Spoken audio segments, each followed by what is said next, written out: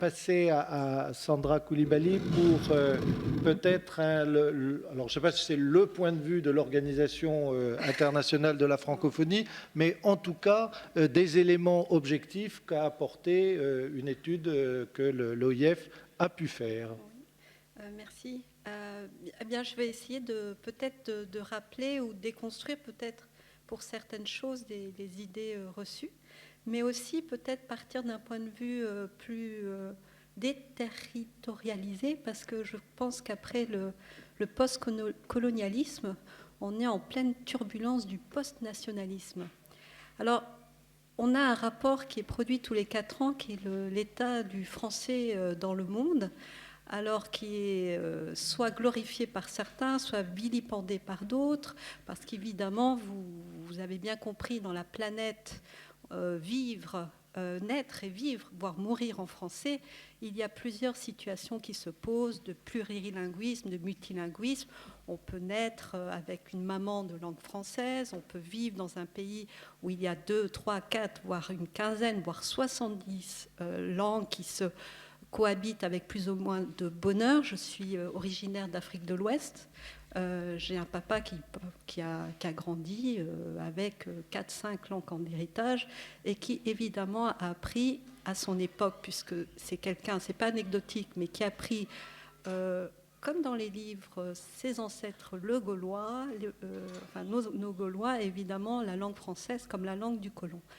Je crois qu'en 2015, et c'est très bien le voyage dans le temps auquel Henriette Walter nous a conviés, on n'est plus dans cette situation-là.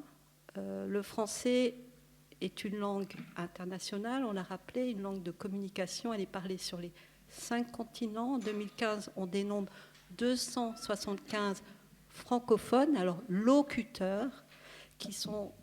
Alors c'est là où il y a des grandes discussions, et là je laisse aux distingués linguistes que vous êtes présents ici à débattre. Alors entre ceux qui peuvent s'exprimer, le niveau de littératie, le niveau de maîtrise de la langue, mais enfin, en gros, on a dénombré en 2014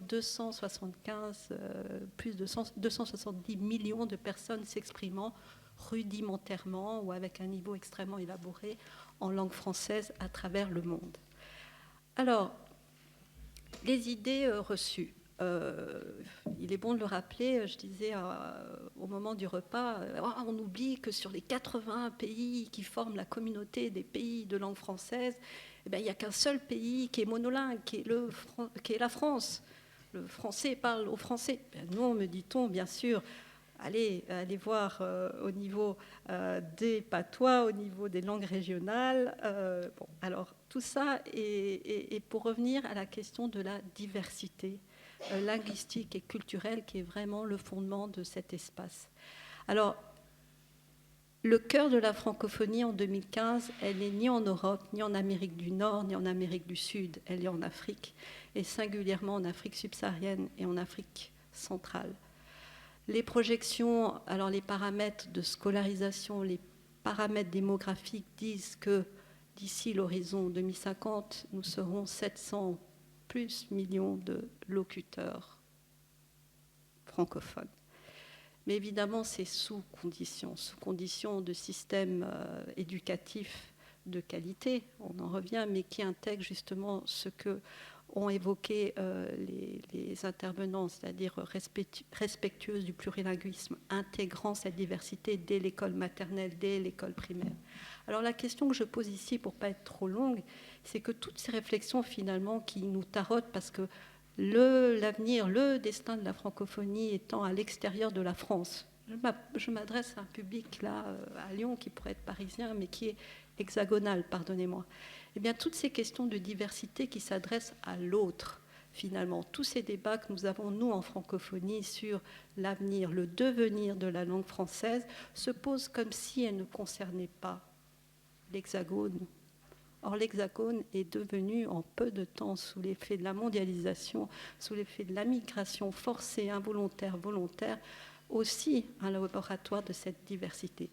Et je suis convaincue que la francophonie, de par sa diversité linguistique, culturelle, est un formidable outil du vivre ensemble au sein des territoire français, de Mayotte à Lille, en passant à Paris et Ajaccio.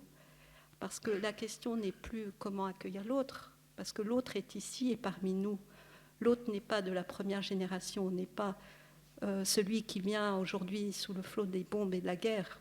C'est celui qui était là il y a 2, 3 générations et qui a toujours dans ses valises, dans son imaginaire, ses racines, ses identités. On l'a rappelé, on a cité Amin Malouf, on aurait pu en citer d'autres. Donc je vous invite, de par ma présence et l'invitation de l'organisation de la francophonie, à penser d'une part déterritorialisation, de penser que la francophonie et cette langue française, eh bien, d'une manière effective, elle est en partage, en dehors de ses frontières nationales, à l'intérieur de celles-ci. La deuxième chose, c'est qu'elle est dynamique. Elle est dynamique parce qu'elle est partagée. Et que, fondamentalement, si, sous conditionnalité, sous effectivement une politique alors culturelle, éducative, volontaire, elle peut être, je crois, et peut-être qu'on en reviendra certainement, un formidable, encore une fois, outil de vivre ensemble avec des conditionnalités, donc politiques, volontaristes, législatives ou juridiques, je pense, et on reviendra aussi aux droits culturels, qui permettent cette question d'accès à son capital patrimoine culturel, y compris la langue, mais bien d'autres choses. Vous l'avez compris, la langue et le joli film de la caravane des mots à travers un mot, qu'est-ce qu'on en fait? On en fait de la danse, on en fait des sketchs, on en fait des rires, on en fait des sourires, on en fait une transformation formidable. Donc la question des droits culturels, je crois qu'il est nécessaire d'en reparler dans notre table ronde. Qu'est-ce qu'on fait justement en termes d'accessibilité, de reconnaissance d'un patrimoine culturel et linguistique qui peut être vectorisé par la langue française, aussi de reconnaissance. J'ai bien aimé les parents couscous, mais après de parents effectivement d'un capital valorisé par la participation et l'échange. Je crois encore une fois, et désolée de prêcher, mais je crois que la francophonie permet tout cela. Merci. Merci.